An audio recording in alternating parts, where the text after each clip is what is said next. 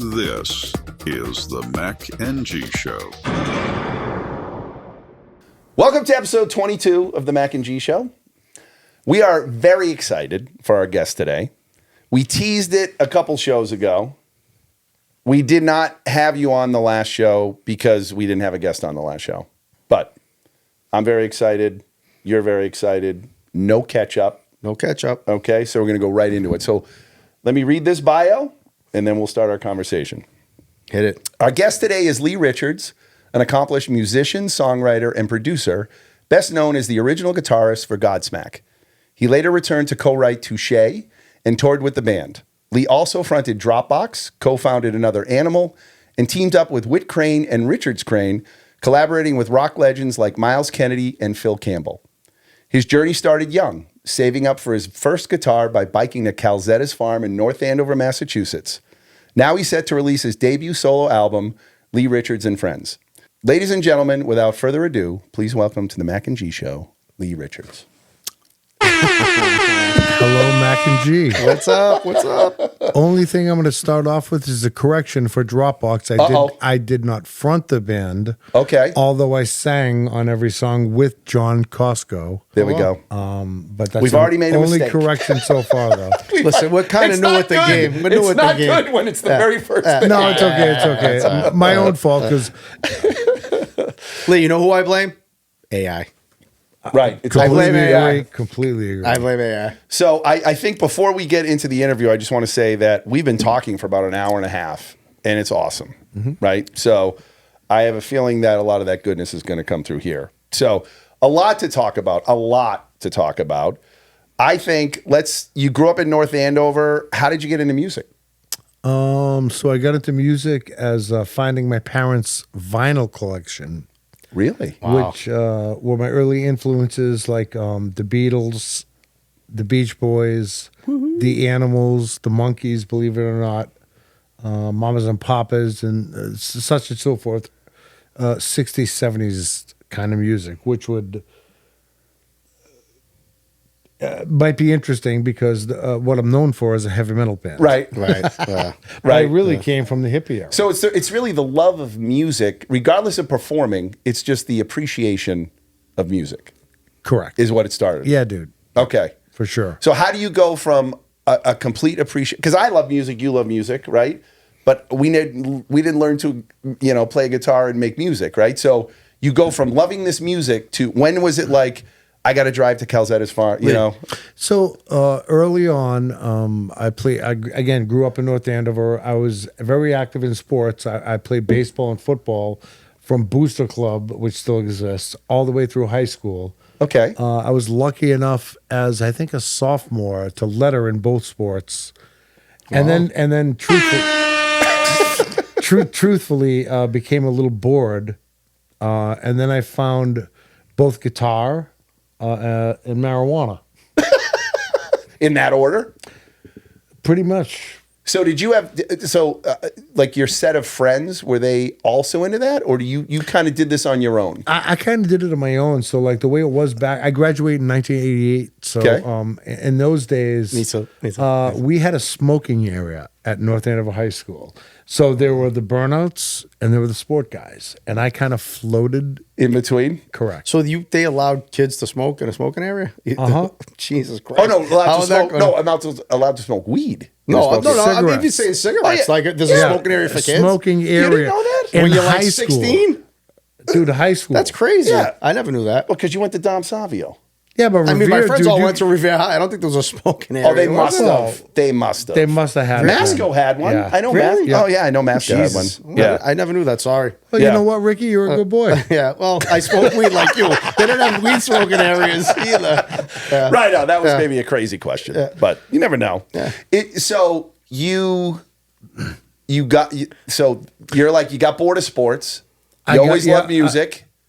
You start but when you're like, I want to pick up a guitar and play. So 13 years old, I got my first guitar, and then I put on my plastic record player those vinyls that we just talked about, and I taught myself how to play You didn't have the internet Wait, you back didn't use then, right? Google? You didn't use Ask Dude, Google? the You didn't use No, I know. That's what I'm My saying. first introduction, the first internet I had a Commodore 64. I had a Love it. Commodore and 64. I had the Bird versus Irving game. Wow. We live like parallel lives. That was awesome. That's all, yeah. I totally Jesus. remember that. I totally remember that. Commodore 64. But yeah, dude, Jesus. it was that. It was music. But it was know. you. It wasn't like I had a Correct. friend that wanted to be in a band. Lee, The truth when of I it was- is, though, is I'll say it like this: it wasn't me. My friend Whit Crane, which I've been blessed to have several different releases musically with him as a singer with me. Yeah. The best way he explains it, it's not me. Like it's like lightning, dude. He's like, It's there. you're a lightning rod. It just comes through you. Right. So be grateful. Listen, can I say one thing? Yeah. So when I was little, I don't remember when it was, but like I had like an 8-track. Yeah. That had like 4 songs on it. Yep. And it was Yep. like my sister's. And In it was, your car. It was Wings. No, Yep. it was on my freaking. I had like a stereo. It was big. With the and you click the you button. had It's the like fancy it's stereo. like clang, and it goes Yeah. from one song Yeah. clang, it goes Yeah. to the other song. But it was Yeah. Wings, and that's when I started like Liking music. like Paul McCartney and No, but dude, but you know. so you're like me. Like we have older, like I had older Yeah, like, sisters. just 'cause my sister So was cool, their like- influences became mine, right? Like Yeah. I really loved U2 growing up, and my sister Liz liked U2. Yeah, so no, my that's- sister was that's- like a huge Paul McCartney. Yeah. Like she wasn't letting. She So was you like, can't "Oh, help it." McCartney." See, So- I was the oldest of my siblings, so I had my parents' music to go and find. Now, it. did they like music? Did they perform? Did they ever do that or no? On my mom's side of the family, I had an uncle Paul, who was a fantastic singer. Okay. But on my dad's side, my grandfather played harmonica, like you read about. Okay. But other than that, like we never sat and like they helped me learn or Right. you know what I mean? Were they like But for music? The gene thing is there. So the Were they DNA for was it? there, Were but you- it's not like you grew Correct. up in a family where they're let's sing at dinner time or something Correct, like that. correct. I got you. Did they support your music? Did they like? My parents, let me tell you something, dude. If it wasn't for my mom and dad, I would have never even been able to consider music. That's Wow. awesome. Are they still alive or no? My mom Dad. has passed. It was 3 years last August. Okay. Dad is still right next to me where I live, and God bless him. That's He's probably great. gonna His dad's, like, He'll jacked. be watching this that's- podcast once Hold it's on. released. He's got to become part of Mack and G Nation, right? Yeah. Like maybe we'll have him on. Would he be an interesting? How big's your Yeah. dad? He's got to be 6'2". He's a big. He seems like a big dude. No, he's 6 feet. Yeah, he seemed. Well, everybody's big to me, I guess. But he's like a big dude. Like you must take after your dad. Yeah, dude, geez. But he looks like he's in really good Very shape. healthy. He looks God bless him. He's super going to be healthy. 78. Oh, that's all. Yeah. God Oh, bless that's him. great. That's Lives great. a healthy life, very active. That's awesome. You know what I mean? So one last question: your younger siblings, are they into music? They like music. Both of them are. But no, love- not performing. Correct. Got it. Correct. All right. So anything else you want to share about childhood, or can we go to Godsmack and? I'll go with that. Okay. How did it form? So I had a band called Hostile, which was maybe 89, Okay. 90, which was a thrash metal band, if that makes sense to the people who know what thrash was. Yeah. Not trash. Right, Thrash. thrash. Exactly. Thrash. Were you a thrash guy? I know what he's talking about. Okay. I mean, listen. And Sully had a band called Strip Mind, which he was a drummer for. And these are all like North Shore, like around Yes, here. Okay. yes. Boston, Based. Boston, North Shore. Yeah. And Strip Mind was signed to Madonna's label at the time. And then as things happened, the band fell apart kind of. And Sully and I met, and then we started Godsmack. And How did you meet? So, like through the music? Because he's from. Was he So- from? Is he from like Lawrence? He's or, a Lawrence guy. So yeah. he's Lawrence. You're yeah, North Andover. Well, yeah, but I town. was born in Lawrence. You Okay. know what I mean? At the Yeah. hospital. You know what I mean? But I Yep, grew up yep. in North Andover. Lawrence guys, a lot of still mutual friends in Lawrence. Okay. And yeah, so that's how the band. So like friend formed. network type of. Network, all Yeah. network. Cool. Yeah. Yep. Wow. He came to the Hostile stuff, and then he said, I'm a drummer. I knew who he was. How old are you here? 19, 20? Yeah. Wow. Maybe, Right? maybe a little. If you graduate in 88 and it's 89, 90, yeah, right? Yeah, maybe a little older. Yeah, 21, yeah. Still 20, pretty young right though. around-ish. Like just like young. Oh, yeah, dude, yeah, you That's know. young, man. Yeah. And let me ask you this question. At that point, your skills as a guitarist, were you just beginning or were you pretty good at that point? So, it took me 13 months to be able to understand guitar. like in terms of making my fingers and the coat. Muscle memory, whatever. Correct. Yeah. And then from then on, I never considered myself a guitar player. I'm a songwriter. Okay. Because I write the guitar part, I write the vocals. And you never took Compose. music lessons? And I did. I took Okay. 2 lessons 2 lessons. at sounds like how? at Constantino Music on Newbury Street in Lawrence, Massachusetts. plug for them. Are they still around, do you think? No, it's gone. Okay. But they're right around the corner from Tripoli, and I know you know where that is. I know Tripoli. Good pizza. And It's a little sweet for me. I love I'm just it. saying. It's, I know you don't like in it. I the love early it. stages of Godsmack, Sully and I had a mutual friend who's not with us anymore. His name was Carmen DeMarca. His brother Nunzio was a politician in Lawrence, and he was a sensei at a dojo that I took karate at. Oh, wow. Another thing you have in common with this guy. Kempo. But I was younger Although you- teens. Okay, can I say something? You can say whatever you want. You made fun of me when I said dojo. He just said dojo. I didn't make fun of you when you said dojo. I was like, what was your dojo? I don't fucking. I didn't say dojo. But it's a Whatever. legitimate term, right? I'll tell you this. Yeah. Larry Giordano, School of the Rooster, Mingia Valley. I don't even I think I was Crane, Kempo, Crane. I was a karate kid. Yeah, I wasn't like, but no. But No, wouldn't you paint the fence? Is that were you paint the fence? But it was about the same as guitar lessons. Like Yeah. I'm not saying I took 2, but, How about but I reading didn't music? take 5 years. You know Lee, what I mean? Did you learn how to read? Can you read music? Like I couldn't read music. I look No, at it, I- it looks no. crazy. No, I don't So you read. learned all in your like it wasn't like By oh, ear, by ear. That's crazy. Again, like Whit said, dude, I just understand. It comes through me. That's awesome. And I would love to be able to take credit and say, dude, I'm the fucking, I'm like Brian Wilson, who is one of my idols. Yeah. Yeah. But dude, it just comes through me. I'm an We have to everyday talk guy. about that too because I never got that greatness. I never What like greatness? that role. Well, You you're are great. greatness, You dude. make a hell We of a met- tooth. No, I'm talking about. Dude, No, I'm talking we met about. through his greatness. No, I meant like Wilson, the greatness. Like so he's up there for you. What are your top?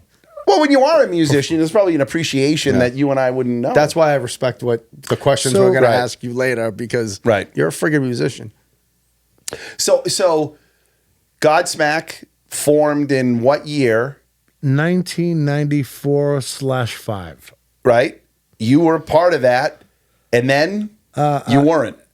Right. Correct. So how long before you left, and can you speak to leaving? So we were probably a year and 3 to a year and a half into it. We had already recorded much of what became the first record, That was I was going to ask you that because you were right there when you started. but I wasn't credited as a writer on that record. Well, that's not- although I was present for it.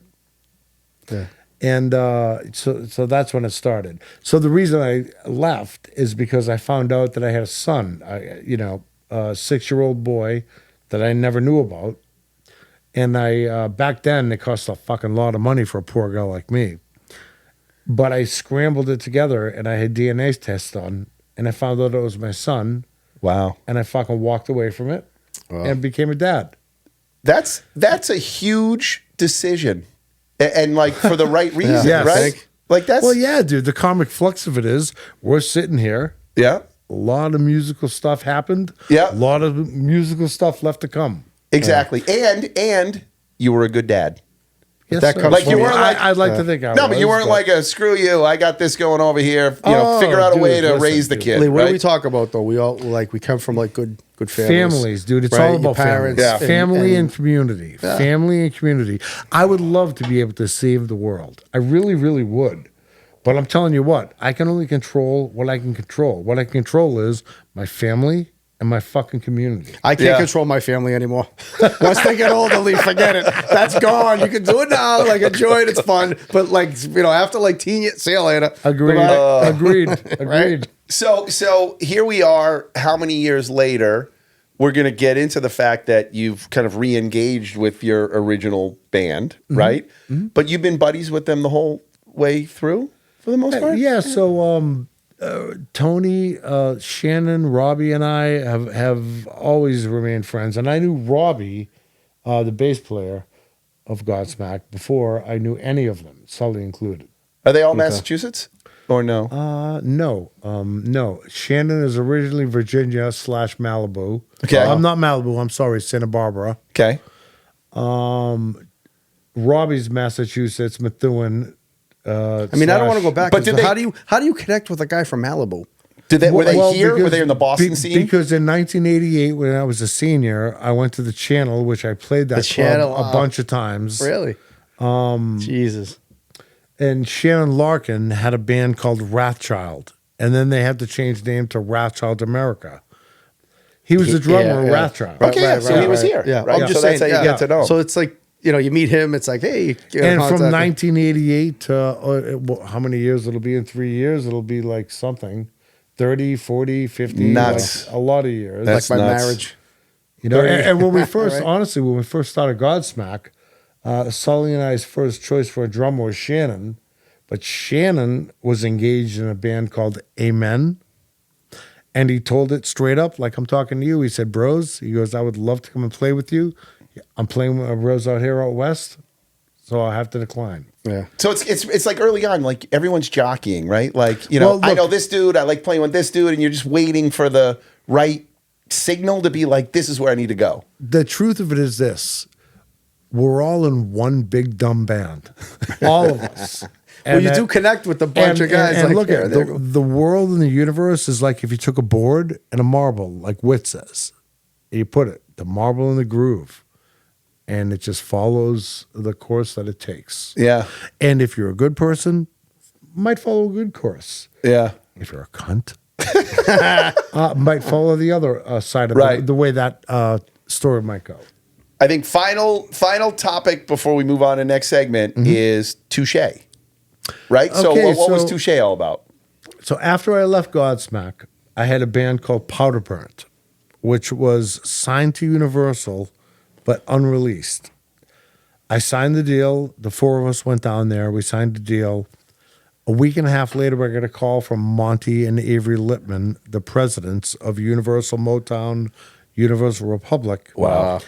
And they said, we got a meeting coming up. I said, let me call the guys. No, you just come, Lee. So I went to the meeting. They said that you're the writer of all the songs, which I was. Those guys are out of your league. And here's the check. Meaning, this is out of your league. Right. and handed me a check for $75,000. I'll take that. To go home and fire my three friends. Oh, my Jesus God. Christ. That's Wow. not easy. That's like the Brady Bunch when he wore the jacket. That's the brutal. That's the Jesus. brutal side of the music industry, Yeah. right? Business is business. Yeah. And it's disgusting. And you had the check Yeah. in your hand. You're like, well, yeah, what are you going to... Yeah. But that's a good feeling. But the truth Because of it they is, wanted you. My three friends, God bless them, one of them is still with us. He's up in Canada. The other two have since passed. Okay. Before I fucking signed that check, I came home and I talked to my friends, and they agreed. They said, give me Dude, $5 grand dude, and I'm they're your okay. opportunity. Nope. I know, just Dude, kidding. they're your fucking songs. Fucking It's true. take your chance. Those are good friends, right? Because they get it. Right. So songwriting's like, not that we have to get into money finance, but like songwriting is where there's good money in songwriting. Like if you write the songs, They used to be. it changed. Well, because of the friggin' like the YouTube, not YouTube. I love Internet. AI. We love Streaming, YouTube. We love YouTube. Spotify, Yeah. That's what I'm Apple talking about. Like Apple Music. Music. So that doesn't. So before all that stuff, Yeah. all right, of the 7, let's be modest, 7 top 10 hits that I've been grateful, blessed enough to write, I used to make 10 cents for every time I played in a radio station. Okay. Anywhere in America. There were a lot of Anywhere. radio stations, a lot of cities and towns. Right. Now, through streaming and the way that fucking Lars, Yeah. he was right. Now we get 0.0000033% That's a lot of of a penny. So it's touring, on a right? play. You got to make Like your money on a play. On a play. So you got to make your money on touring. Correct. Yeah, that's the game. That's the game. But right? that sucks because before when you were the writer, like the writers made the money. right? Like, Bro, like, I get royalty checks. I mean, Right. modestly, mind you, but they exist. Wow. Wow. You should. I actually lied. So I think we're going to group this because we're talking about your songwriting, right? And I think you're the one who came up with this question. So, like, what is your songwriting process, right? Like, are you... Wait. Don't step on my question. Go ahead. No, I'm just kidding. No, Lee. Is it like, sorry, I don't mean to interrupt you. Do it. Yeah. My head's, to me, songwriting's like awesome. It's unbelievable. You're like an artist. You're doing that, writing music. So it's like I'm in awe, right? Like, what comes first? So do you have like this melody in your head where it's like, I got to put lyrics to that? Or is it, all right, wait, I have lyrics. I have these really good lyrics. I got to put music to it. Or is it a little all of of both? the above? You know what I mean? Like, how, like what's Either your, or. like what's usually the, how you, so it is. It's all of the above. Like, so just like you're a dad, you're a husband, you're a father, you're a businessman. Yeah, I try. Some days are fucking ice cream and peppermints. Some days are not so much that. Yeah. So I come home and I take that hat off, the work guy or the music guy, whichever I'm coming home from, and I'm a husband, I'm a father. Once my little one's in bed, once my wife sorted out and asked me 356,000 fucking questions, I take that hat off. Now I pick up my guitar. And either it starts with that or it starts with words and like the one I just sang you guys. Yeah. You understand On the what I mean? untuned guitar that we might ask you to pick up later. Don't diss It's on not the your guitar. fault. It's just we haven't used You- it. I didn't know any understand. better.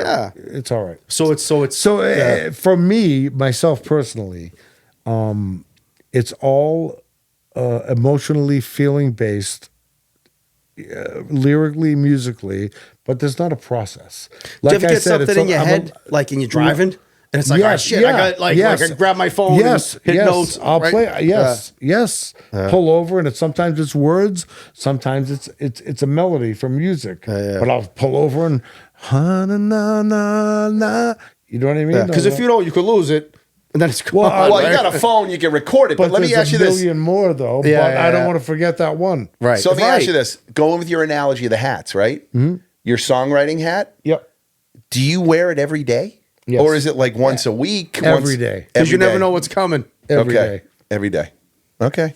That's And impressive. he's got fucking Dri- hits and Dude, No, I know that. that hat is as much the driving force of my life as the family hat that I wear. But do you Yeah. know? Because my wife is a therapist, and that songwriting hat is my therapy. Right. Right. Otherwise, I'd be the guy at the top of a clock tower. That's me. I'm getting there. I don't have the songwriting hat, but I got all the other shit. So watch out. What a 22 in the clock tower?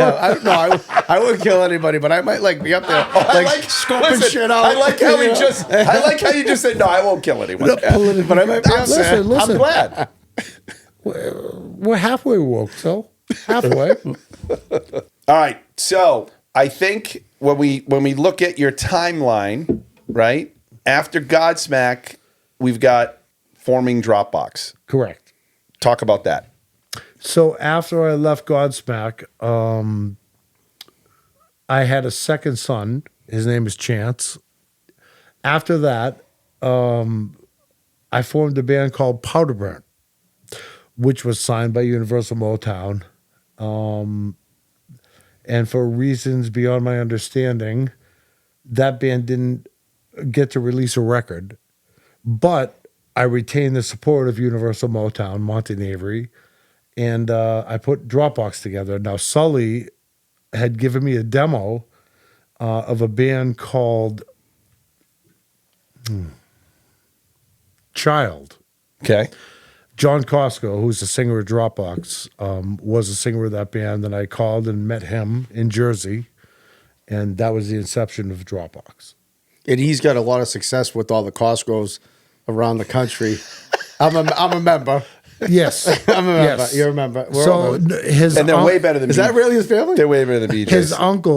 his uncle was the senator Costco from New Jersey, and his father was a painter / musician, and the uncle owns like 17 car dealerships. Or When you say something. painter, like you mean artist painter? No, on cars.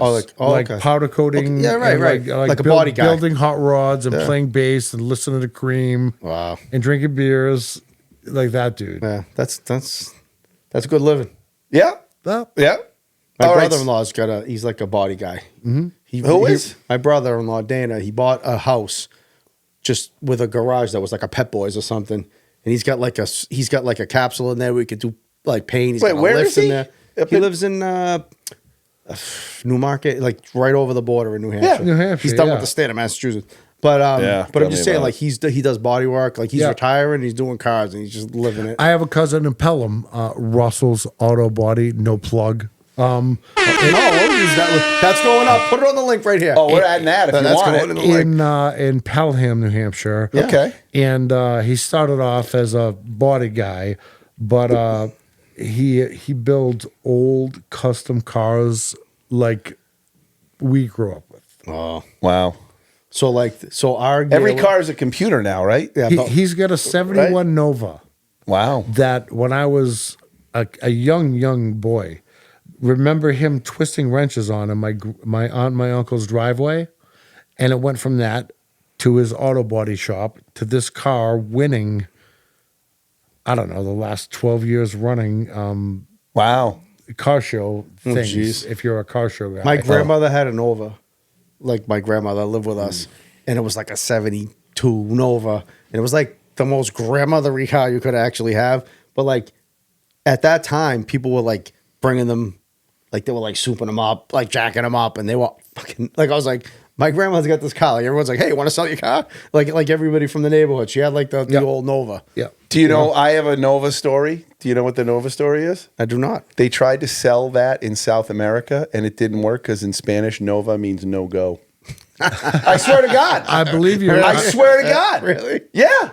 Like they're like, hey, let's sell this in South America. And it's like, no, it means no go. That means piece of shit in Spanish. Let's not grab that one. It didn't really work. So I'm looking at the notes here. So the next topic is radio success with Wishbone. Okay. So How do you explain that?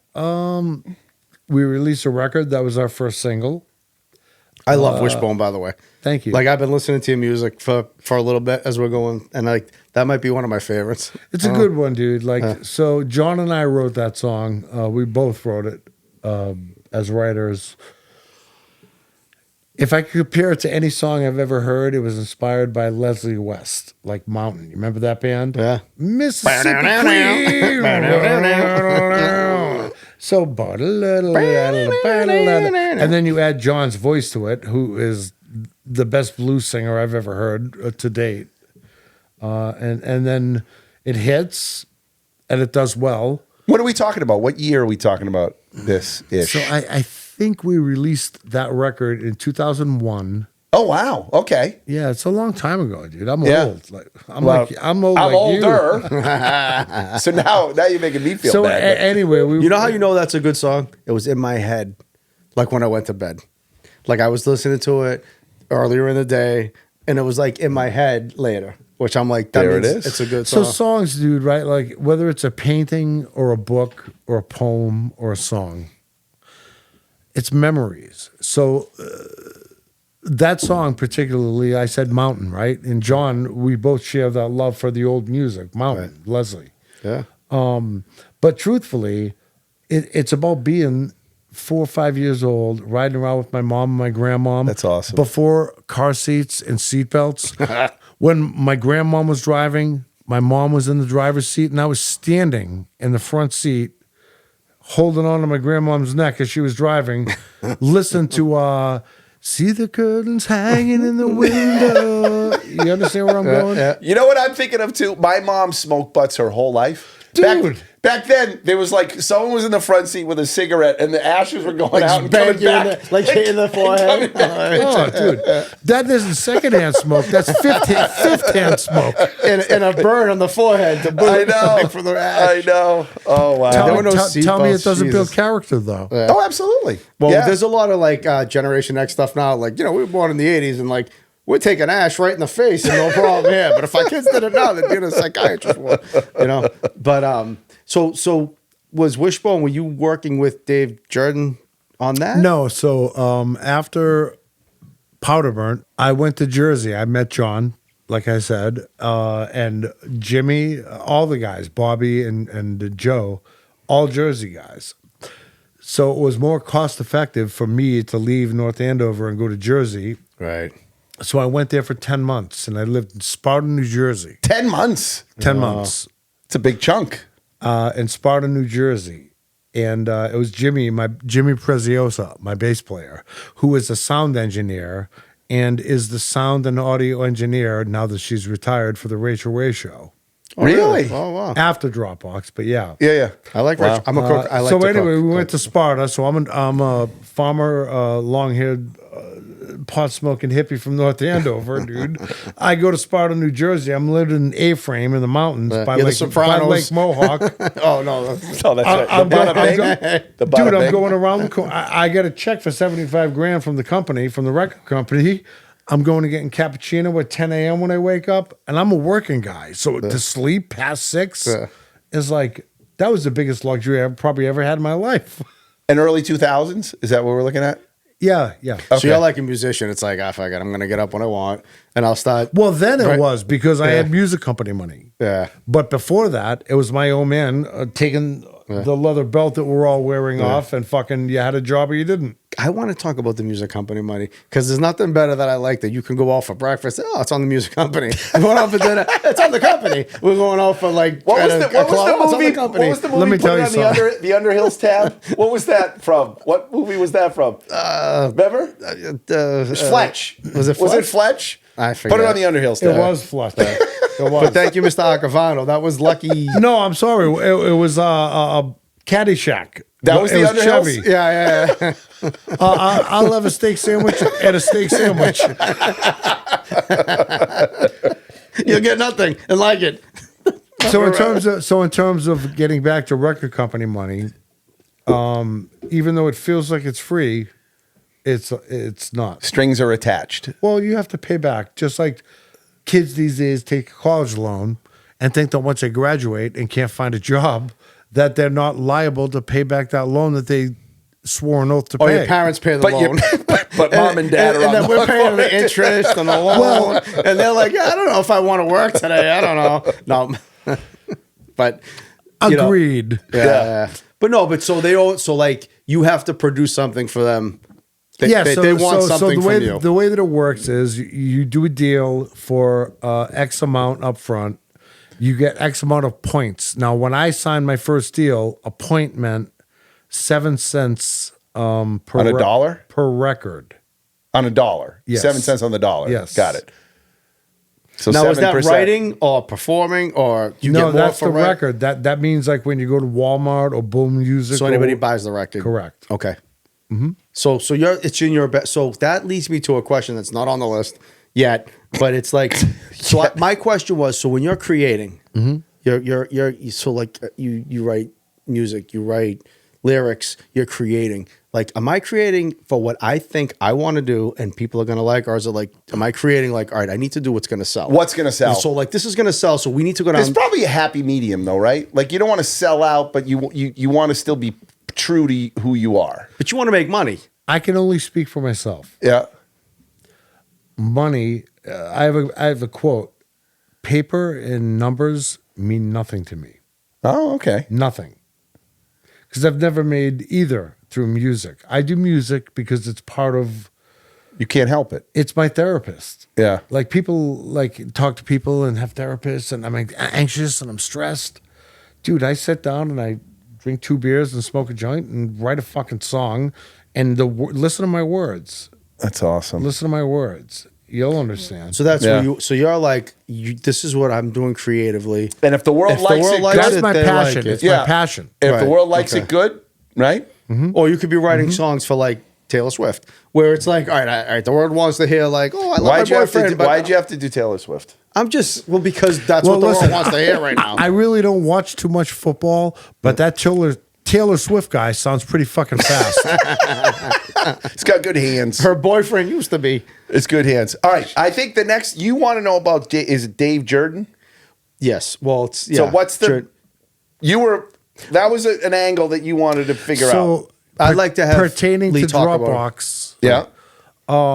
When I signed that deal with Universal, they insisted, and I had many conversations and meetings about spending money on a producer, but they insisted that I get a producer to produce that record. And their angle was, Do they fund it, or do you have to fund it? No, they it's- fund it. well, I fund it through the money they gave me. Got it. But that's your okay. So here, make it happen. Here's your money, and now you gotta You get got a to get a producer. producer to do it. And I said, well, I've been producing before Godsmack, through Godsmack, till Dropbox, till today, all the music I've ever done. I write it. Yeah, you're the guy. I compose it, right? So why am I going to pay somebody to do what I've already done? Because having a big name on that record might mean something. And I sat back and I thought, and I'm like, you know what? They're right. So my answer to that question was, I agree. I will only work with Dave Jerden. If you cannot get him to work with Dropbox, then I'm producing the record.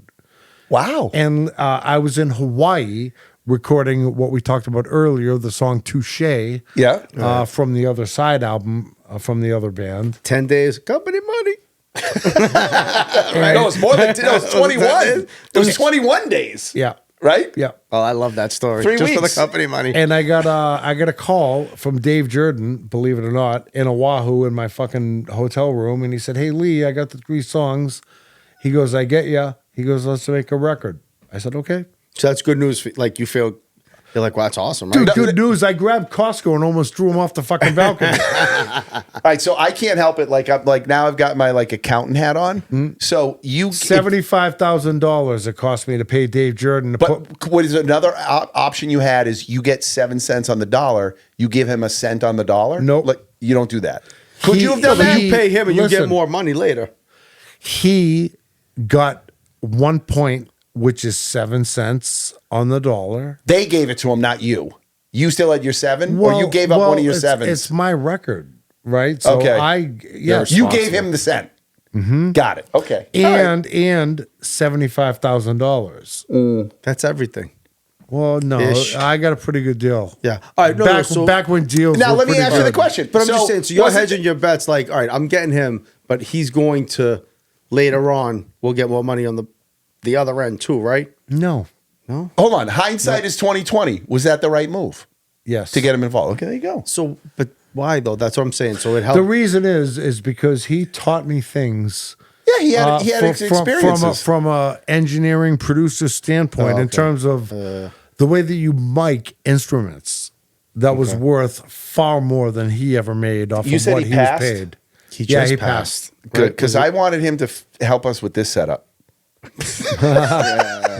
Because I'm sure we're Believe me, messing. dude, he would confuse all of us. So- I still so not can't that- understand half of what he taught me. But hold on, I want to say this right now, right? So we do the podcast, right?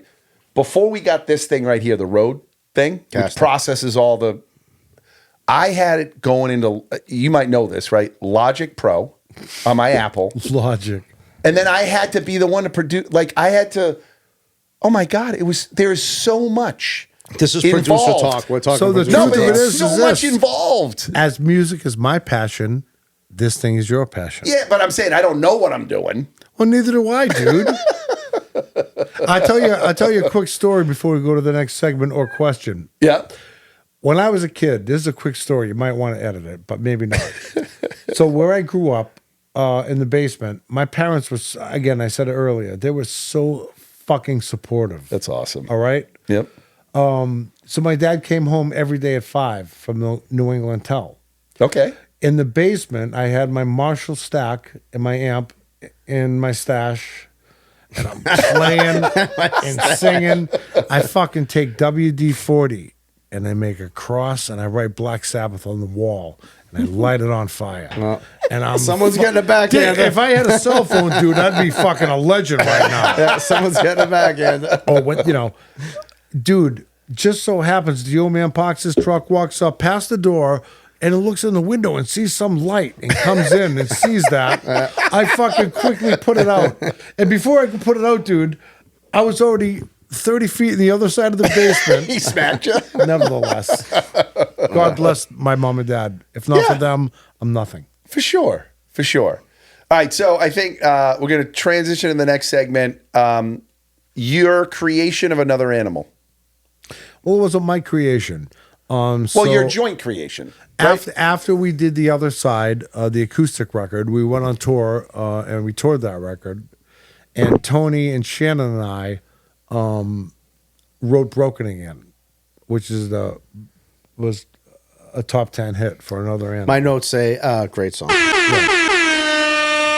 Actually, let's give it this. Not that my opinion means shit, but as a fan listening, it was great. I love it. Yeah. Good song. So that was the inception of it. When we were on tour, we wrote some stuff and we were like, what the fuck? So we went and made a record. Can I ask you a question? I don't know why I'm thinking of this right now. No, because it just came into my head. So you write a song, Mm-hmm. you love it because you wrote it. Mm-hmm. Now you have to perform it. Mm-hmm. If you perform it again and again and again and again, does it ever are you ever like, I don't want to do that again? Or is it always like you always love it? I always love it. You do? Mm-hmm. Okay. Because those songs bring me back to the same place, like I said. When you wrote it. In the front seat at 4 years old, holding onto my Got grandmother's it. So it's good neck. feeling. Like it's real. It's truth. Okay. That's how music is for me. The song "Broken Again." The verse, I wrote most of the lyrics. I won't take credit for all of it. If you look at the credits, it's a 5-way split. Because if we're brothers, I'm not eating fucking filet mignon and you're eating fucking ramen Right. noodles. Yep. You understand Yep. what I mean? Yep. So the intro lyrics to that song might be some of the best lyrics I've ever written. There's my dreams, bloody dying, face down on the floor. I can't relieve the emptiness. I struggle all alone to fight my war. But day by day, I feel it slipping away. The more I stumble, the more I fade away. That's awesome. I have another See, I question. couldn't write Can I that. ask another question? Can I I'm- ask another question? Maybe it's because I'm 56. I can't remember shit. You old right? bastard. No, listen, I can't remember shit. Do you remember everything you've written? Yes. And you could perform everything you've ever written. If you had a guitar in this studio that was in You'll just tune, play it. I would play every song I ever wrote, my friend. It must be because it's connected to your So soul. next, What if it next weren't time in tune? I'm bringing my own guitar. Next session, part 2. I'm bringing my own fucking guitar. Well, don't you think Lee probably has an extra guitar you can just throw my way? It's not going your way. He's my friend. I known him for a long time. I'm getting the Well, guitar. I at least went out and bought a guitar. You didn't even try. You bought it because you felt like you wanted to learn how to play the guitar with your friend. Right. Is there anything wrong with that? I have guitars at my house. Nope. Okay. They don't have many strings. But I will tell you this, my friends, whether it's music or life, you do not hire an electrician to plumb your house. He's right. What does that mean? It means let people do what they do. Okay, gotcha. I gotcha. Like if we have a software question and we don't know how to, like this printer works and we get it integrated I'm here calling with there, you. we're I just calling met Johnny you. Mack. I fucking just Johnny met you, Mack dude. knows what to do. Listen, Lee. Whether you like it or not, we're friends now.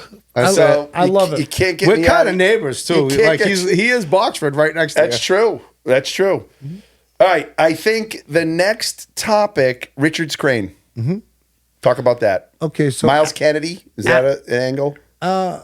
Yeah. Miles Kennedy. Yeah, he's a big. He sang on that record. So Okay. Richard's Crane, the inception was after Another Animal. Whit has always been Whitfield Crane, who's a singer of Ugly Kid Joe. They still tour and are still current and relevant. He was the singer of Another Animal. Him and I did all the vocals on that record. So after Godsmack, Shannon and Tony and Robbie had to go back to their obligations to that band. Whit and I have a million songs. It's almost like some people like to shoot heroin. I like to write songs. It's like the same sickness. That's safer. It's the same sickness. Yeah, but you survived. So Whit and I I had a handful of songs that him and I helped. We finished up and wrote, and we did that record. And then I got to go. I had already done every state in America with Godsmack / Dropbox, 8 or 10 times in America. Every every state. except Alaska. Probably but not. every state except Alaska. Shit. Yep. But that's a lot. Then we did the Richard Crane thing after Another Animal, and Whit has always had a stronghold, it still does to this day, in Europe. So he introduced me to Europe. Yeah, let's talk about Europe. No, not yet though. Not, all right, but not yet. Not yet. So we released that record. Not yet. And the song Black and White, which Yeah. is a duet between Whit and Miles Kennedy, Yeah. was a top 10 hit in the world, but interestingly enough, in America, and we did not spend 1 cent for marketing / payola in America. That's a good move. And it charted. Wow. Oh, that's So awesome. what does that tell you? So like I get a harmony vibe with that song, right? Like good, great harmony. That reminds me of like the Beatles. I have Like- another. like Lennon, Can I, Kid I'm McCartney, sorry. Like It's a No, go, million go, go, songs. go, go, no, go. but I that's don't the wanna get in the vibe. way. So I took notes on what I heard, and for that song, you know, the Black and White song, that's what I got. I was like, you know, good harmony, and I love harmony. Now, Like I'll tell Two you, of Us is one of my favorite like Beatles songs. I don't know how you feel about that. I but love it. I agree. I I, love that like. song. Look at dude. Yeah, no, I know. I So, know. But there's like little guitar. And it's just You want to harmony. hear something that Marble in the Groove? So the video for Black and White, which you can find on YouTube or anywhere else, We'll that share it things- then. We'll share it. Yep. We recorded that in the UK. The year that we played, Whit and I played Download, Donington Castle for like 300,000 We're gonna people. get back to that too. Okay. Yeah.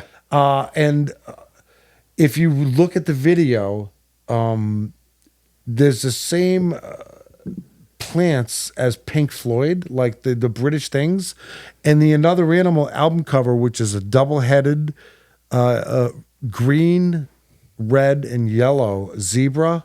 Storm Thorgerson did that album cover, and he did every Pink Floyd album cover. Wow.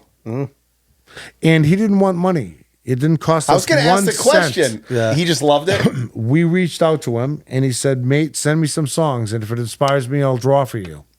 So we sent him 3 songs. Wow. And the only song on the Another Animal record that I sang the lead vocal for is a song called Black Coffee Blues. And he heard that song, and he said, "I'm going to draw you a record." He said, "And if Jimi Hendrix was alive, that's what I envision him to sound like." You tell me if that's a fucking compliment. That's Yeah. awesome. Fuck. Here's a question that I have, right? So you've got this. It's in your DNA to always think about music. Have you ever like had an idea for a song, and like literally 10 years goes by before it actually turns into a song? Like, do you Yeah. hold on to it are there some things you hold on to for a long time before it actually becomes something? Yes. So, speaking, great timing for your question. So, Yeah. the Richard Crane album, there's a song "Homeward." I wrote that song before I was in any band in, So it's just the there. basement of my parents' house in North Wow. Andover. And it's just there. Is it in your head? Is it like, do you write it down? It's just in your head? So you're like, I know this song. Let's revisit. So I remember like a computer. I have so much memory, like your phone. I have so much memory. Let's hope it still does. Right? But once I get to a certain point, I have to go to a studio or I have to go to my phone and Yeah. I have to get it out. So there's room for more, if that makes sense. But is That's there like awesome. music? You're like, oh shit, those lyrics, that song goes right where there. Oh, let me work on this. This is a great thing that's been up here. I'm waiting to put it Like out. back burner, right? What brings Let me it put it out in the back that from burner. so long ago?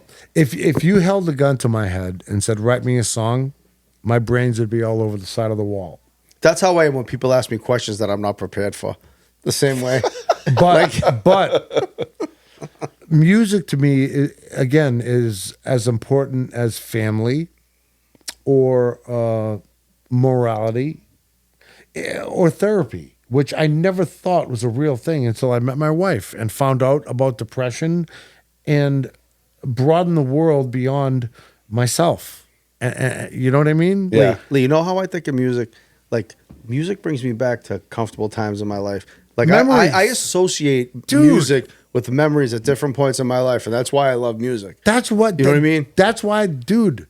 That's what music is. Yeah. That's how it is in my life. That's how I. That's And why I'm, and again, not to be political, but the powers at be are trying to take art away from us. Yeah. Yeah, no shit. I think at this point, do you want to sing something? Me? No, I don't sing. I'm not a singer, Johnny. I mean, I think I could, but not right now. Listen, I think this is good timing for this question, which is you started talking about Europe, right? Being in the UK. Mm-hmm. You've performed in the US, you've performed in the UK. What's the differences between touring there versus here? Are there differences or they're not? And that's a big crowd, right? You said 300,000 people. Well, that particular show at Donington Castle, like But that's a very, very famous, like the Who, like you know what I mean? Like it's one of those places. But like that's a lot of friggin' people. I will say the difference is this. There's a saying in the United States, out of the charts, out of your hearts. In Europe, if you have a fan, someone who relates or your music touches, they don't give a shit about the charts. Until they're 94 years old and you're coming, they will come and pay that ticket and see you and hear you sing, and they'll buy a stupid T-shirt even if they don't like the fucking record. Right. Got it. Wow. I mean, so Europe is more, so I'm not sure this is true or not. Friend of mine, Joe, my friend Joe Vish, was he's like he loves music. He knows more about music than I could even touch. And he said that, so like he's an England guy. He's been back and forth a bunch of times. And he said like they're like open. Not Did you say he's an England guy? He goes to, no, he loves, I don't know what that means. He's been back and forth. I don't know what an England guy is. I'm like, dude, I'll tell you something, John. Is he wearing go like back, the, go okay, back. He's like a My London wife England. is a citizen of Britain. Is she really? She is. You get special treatment over there because of that? No, she's Indian. She got treated the way that America treated the Vietnam / I got you. 60s era stereotype. I got you. So I'm sorry, Joe Vish, go ahead. No, but I'm just saying, like Europeans love like rock and roll, like they appreciate that forever. music. He's They're like it's, you and it's, me. Yeah, it's a little different. We're the than last generation. We're the last generation. No, you know what? So again, I said up front, we've been talking for a while before we hit record, right? Yes. You said, which I think it's very revealing, is that in the United States, depending upon what music, there's always a political connection, right? Agreed. Hard rock, country, da-da-da-da. But in Europe, they don't give a shit. It's just you can go to a concert, you can listen to country, you can listen to hard rock, you appreciate the music. Unfortunately, here in America now, we can't help it. We associate that with some political belief. I agree. So let me give you my take on that question. Yeah. So in America, everything is defined by a genre. In other words, I've played festivals with the different artists, bands I've been associated with, and we're hard rock metal bands here in America. Yep. When I go to Europe, when I played Download in Europe, we played, it was like 1956. It was Simon and Garfunkel. Being Whit, I'm playing acoustic, we're both singing to like 300,000 people, dude. That's a lot of you people. want to talk about fucking scary, okay? But nevertheless, Lee, just as like a gauge, like Michigan. But let me finish, Ricky. I'm sorry to cut you off. 100,000 people's football stadium, 300,000. So 300,000 people, dude, right? So you had the crowd, the soundboard, another set of speakers, and then a whole nother set, so that when we sang on stage, there wasn't latency in the back and it didn't sound delayed. Jesus. I mean, but my point is, so we go on and we play our record, and then like Elton John would go on, or Slayer would go on, or Anthrax would go on, and then you know, some other genre, the Temptations, and everyone would go was on. all excited. So music in Europe is music. There's no connection. There's no alleys. There's no disconnect. They love music. It's a festival. Everybody's there. Right. How is it to have 300,000 eyes on you? Like, does that do you get intimidated? You block it out? I block it out. So it's like, all right, I'm just here doing my thing. Yeah. Close your eyes. Nope. Oh, no, we can't because he's got. But I don't. He could close. He could close his eyes. Yeah. No. You gotta gauge a little bit. No. But I don't close my eyes, but I don't make eye contact with anyone, and I try not to think. Because I find myself, if I make eye contact with a guy or a girl, I start thinking of something else other than what I'm supposed to be doing. It's like, focus. And I'm lost, and I'm like, fuck. Did you ever see that thing? It's like the monkey going, ding, ding, ding. if you lose That's focus. seriously. That's what it is. That's Right. what it is.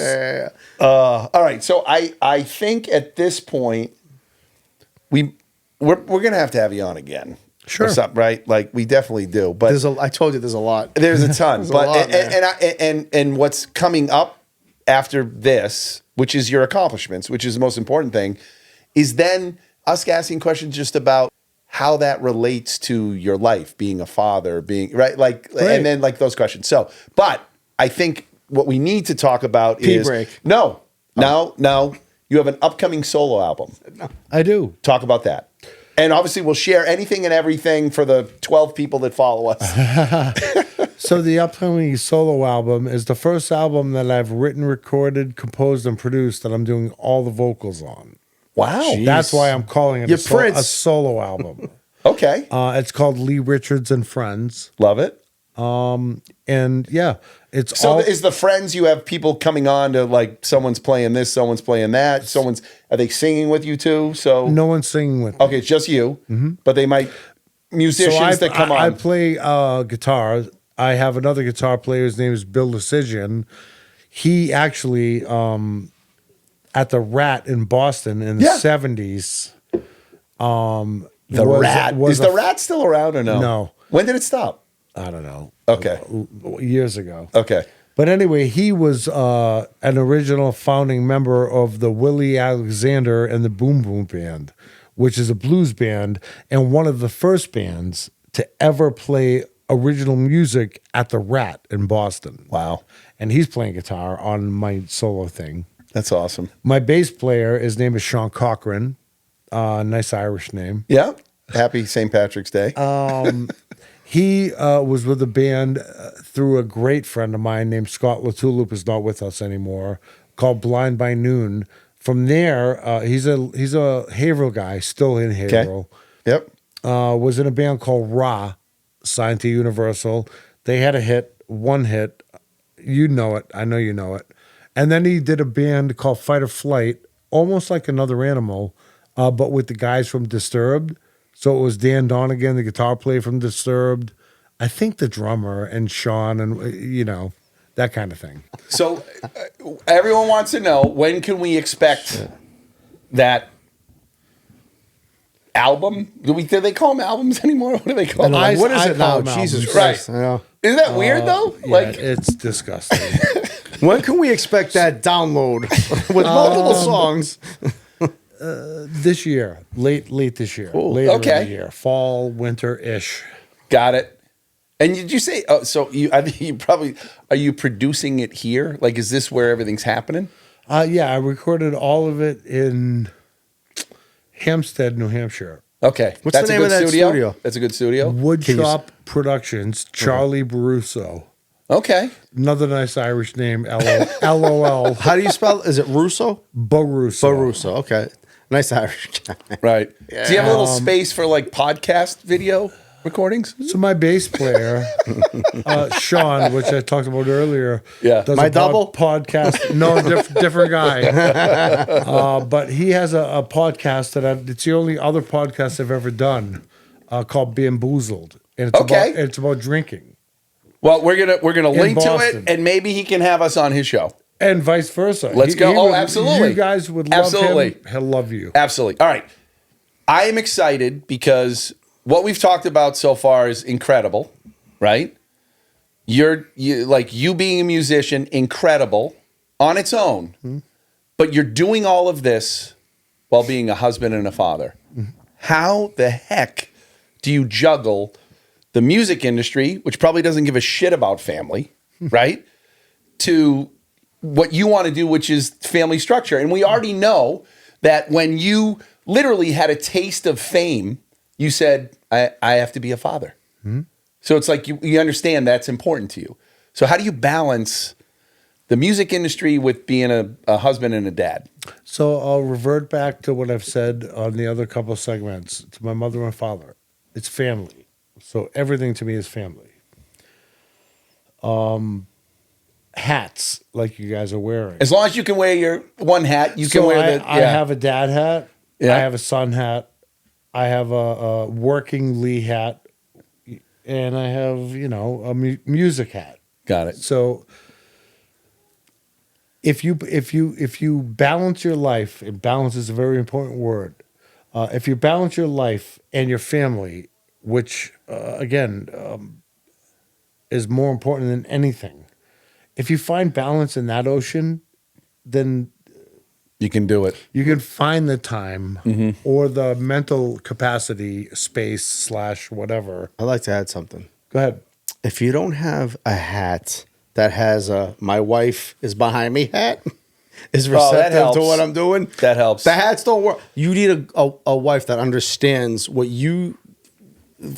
Nail on the head. Yeah, There you go. I feel like listen, beyond my daughter, which I bet yeah, you bet. she was a little tight. If my wife didn't support me in the same capacity that my mother and father supported me in music, I'd probably have a shovel in my hand right now.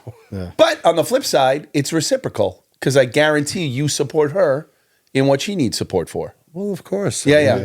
It's Yeah. a partnership, dude, right? Yep. Yeah. Yep. It's an oath, like to be old-fashioned oath. I said the words in front of her family and my family and God, or whatever anybody's interpretation of God might be. There you go. And No religion, no no politics. politics. But I'll tell you this: I am old-fashioned enough to quote an old Italian movie. All I have in this world is my balls and my word. My word, I don't break it for nobody. Fucking right. Fucking right. But you're right, Rick. My wife is a gem. Yeah. I tell you why I'm married. I was a single musician and all the things that go along with being a single musician. And I found a woman who literally loves me the way that my mom loves me. That's great. And if you can find that, dude, Stick with it. That's you a home fucking run. grab it until your last breath, Yep. or you're going to suffer the rest of your life. Wow. Yeah. So let me ask you something. Have you ever turned down an opportunity in the music world because of some family situation? Yes. Okay. So- and you didn't regret it. You're like, I know this is the No. right decision. Yes. Okay. Yes. So my daughter, the last time I performed live in front of an audience was 2015, 10 years ago. You're going to be changing that soon, though. Correct. Yep. And I said to myself and my wife, I said, we're going to have our baby until she's 5 or 6 years old. I'm not leaving because in my mind, I believe that from conception to 5 or 6 years Formative old, years. that especially a daughter and a father figure, you put your stamp on that girl. Or that we all boy. know there's a special connection between father and daughter. Correct. Yep. Like mothers and sons. Yep. Yep. So I haven't performed live purposefully, but when I tell you I have written, you guys will all hear these songs in the next upcoming years. Yeah. But I made the right choice. Let me ask you a question. So we asked about. Can I say one thing? Yep. I'm not sure, like, when the time comes and I need people to take care of me. I got 2 daughters. I'm on the fence. I don't know who's taking care of me. Who's like, like maybe you take care of them. No, I don't know. I'm a little busy today. I gotta maybe go over here. Like, Ricky, I don't know, hopefully man. that's a long time I know, off but I'm in just the, in all the I'm saying future. is you talk about the bond with your father. I love my girls. They love me. But No, like, I know my daughter will like, take, at, my like, daughter will take care hey of me. kids, you want to Damn watch it, right. like any movie tonight? Nah, I'm good. But we asked you the question of, were your parents musical? Did you have siblings? How about your children? Do your children have an appreciation of music? And do you think any of them will get into songwriting? Yes. So my oldest son has no interest in He likes music, but he's not musical. Yeah. My middle kid, youngest son, Chance, plays guitar and drums Oh wow. and writes a little bit. Oh, there we go. And my 8-year-old little girl, who's literally my carbon copy, That's awesome. already understands key and plays a little piano. So she's ahead of where you were at 8 years old, right? 8 years old, dude. Yeah. That's great. Yeah. That is awesome. Yep. That is awesome. But in the same way that if you force feed something down your child or anyone's throat, they will rebel against it. yeah, so you got to. You have to let it blossom on its own and be supportive. Right. And the most important thing you can do as a father is listen. Yeah, Yeah. for sure. Absolutely. So let me ask you something. Songwriting I'm assuming, maybe it's a bad assumption, has your family been a good inspiration for writing music? Absolutely. Okay. Absolutely. Okay. Like I said, all my music is from, it's my therapy. It's like from life experience. So whether it's good or bad or family, any kind, it's all influences. That's awesome. Do you feel like my you- process? Like, so I listen to like a lot of stand-up comedy and stuff, and like what I love most is what I relate to, right? So like I listen to like Bill Burr, and he's like, or Sebastian Maniscalco. He came from an Italian family as a young kid. His grandmother, the best fucking one is his grandmother Yeah. down in the basement. Yeah. Or like when someone's at the door now and everyone's like, oh shit, like they hide behind the curtains. Yeah. But I mean, like, so like music is relatable too. So you take your experiences and you put them into words and people relate to that. Correct. Yeah. Correct. So let me add one last question before we go. We're going to go rapid fire questions, which I think will be interesting. It will be awesome, right? We're going to try. Do you have any advice for some 18-year-old, boy or girl that says, I want to get in the music industry?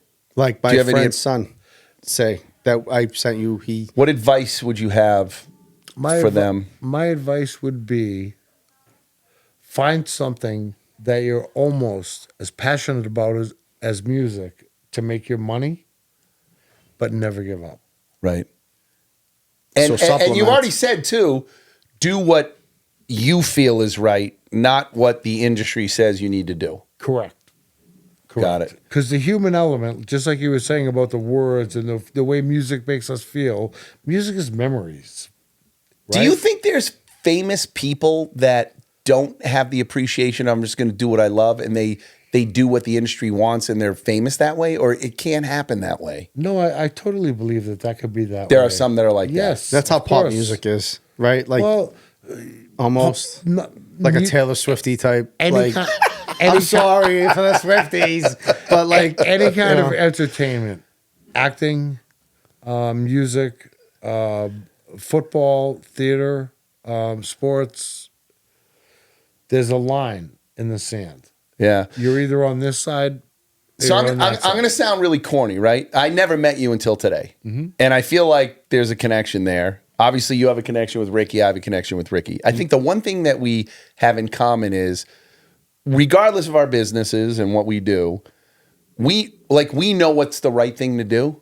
And I'm going to do that, right? So goofy sales guy, like I'm going to do what I think is right. Like I'm not going to be the jerk just to get the deal, right? I'm going to be true. And what I've always felt in life is the first thing we are as human beings, we all share this earth together, right? So I care about that more than I'm a sales guy, you're going to buy my stuff, da-da-da. But there's some people that have made a lot of money that don't give a shit about that. Correct. But I feel like we're all like true to, I'm going to do it the way I think is right. And it's multi-generational as it is business-wise. It's morality Yep. and it's empathy. For sure. For sure. All right. This is going to be fun. You ready for this? I think Do you want to start? Because you're the guy, you're the music guy when we have these questions. So I don't even know what's coming up, but I'm look what's coming up. like, so.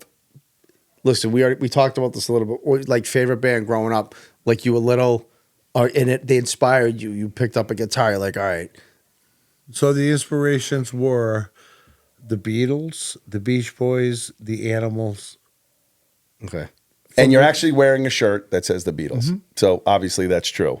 Do you think that the Beatles, so the Beach Boys, I'm getting an appreciation for because Brian Wilson. I know Incredible, I was saying right? like, What was the best, in my opinion, humble opinion, the best songwriter that ever breathed? Wow. see, that's new to me. So now I got There you now, go. now In Western music, I'm not talking Mozart. In Western music, Wow. Brian Wilson, as much success as he had, is the most unpolished diamond That's that awesome. the world will ever see. did the Beatles like steal from them? No, Or did they played steal off from each them? other. They loved each other. They're both 'Cause they were like- equally as talented. But like So they released Sgt. Pepper's, I believe, or maybe it was Abbey Road. It was one of the two. and Brian did release Pet Sounds. Wow. Mic drop. Yeah. Do you Wow, know that's Pet awesome. Sounds? If you give me the songs to it, I will. I mean, I know the. I may not always love you. Oh yeah. As long as there are stars above you. That's Brian. Yeah. Wow. Favorite frontman? No.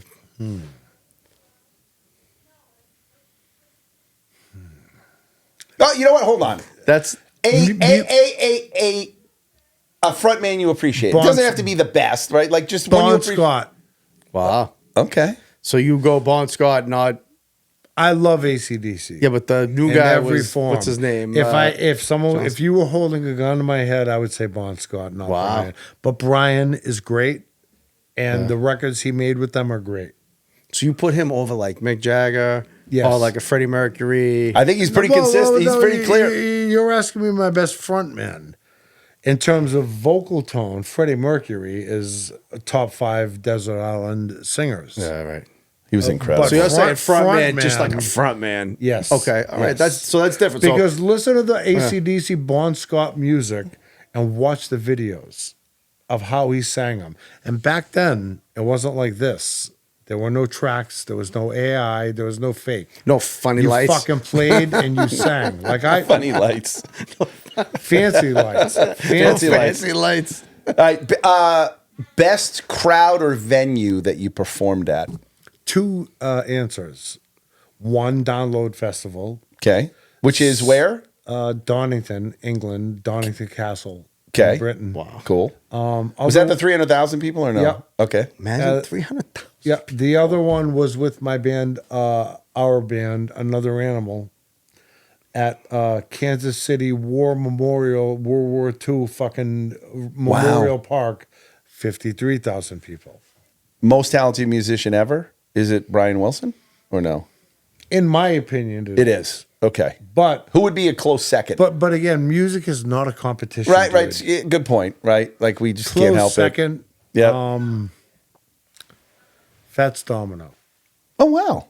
Really? Mm-hmm. What did he play? He played. He played piano, and he sang and played in a time when his culture was beyond unacceptable in this country. He didn't give a shit. He just did his And he thing. fucking found his way.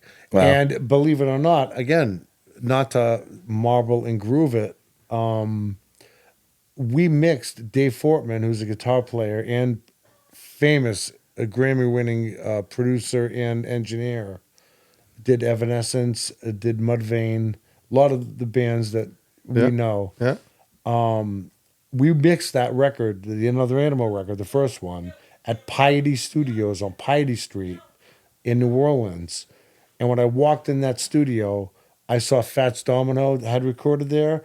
And then I looked over and I saw a fucking gold record for Stevie Wonder, Songs in the Key of Life. Oh.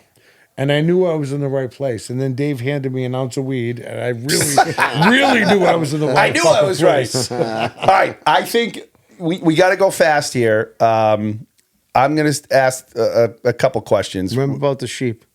What's that? What was about the sheep? You want to run down and. Oh, right. All right. All right. This could go on. Best and worst thing about being a rock star. Best thing is it's your passion. Worst thing is what?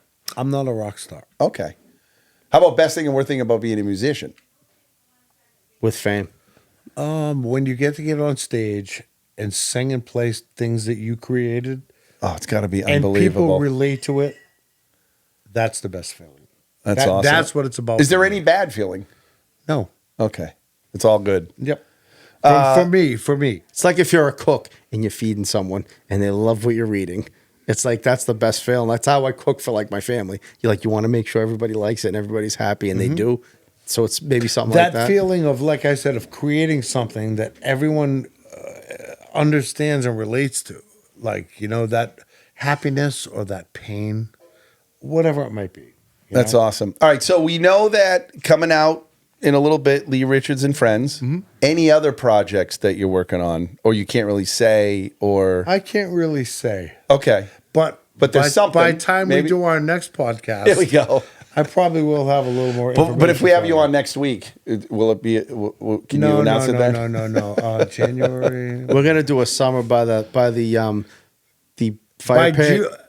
June, Okay. I might be able to Excellent. be more forthcoming Excellent. with upcoming projects aside from my solo thing. That's awesome. Like I said, maybe we'll do a little fire pit, and then we can have a little guitar. I'm all over it. And then Lee's gonna teach me how Apparently, to do I a chord. can't bring my guitar because it sucks.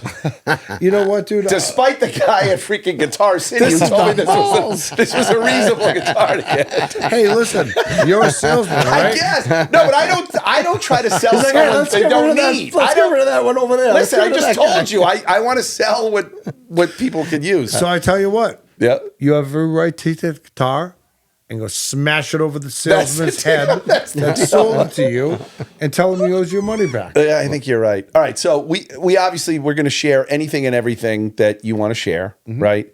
Do you want to say where can people follow you? Are you on social media? Are you a website? Like So on social media, on Spotify and Apple Music and blah, blah, blah, you can find all my music. Yeah. Not that it means anything to me. But it's 'Cause there. like I told you early, it lives there. Yeah. You know. I go on Apple Music. Everything that we have that's in your bio. Yeah. Boom, boom, boom. Apple Music. Apple Music. Yeah, boom, yeah. It's right But there. your album that's coming out, is there like any? Do you have some place where people could go to wait for it, or not really? Not yet. Okay. So what I'm trying to do is find a way to get away from Apple Music and Spotify. I know. And all the places who don't want to pay artists for their craft. Yeah. To release it just to my fans. Maybe live. Maybe You can do that, right? Maybe you hard copy a CD. It's MP3, Maybe right? I can Is it come up with MP3? some algorithm that. What's that? It's MP3, right? It's just an MP3. Is what your Now music it is, yeah. Your music would be that, right? Correct. Okay.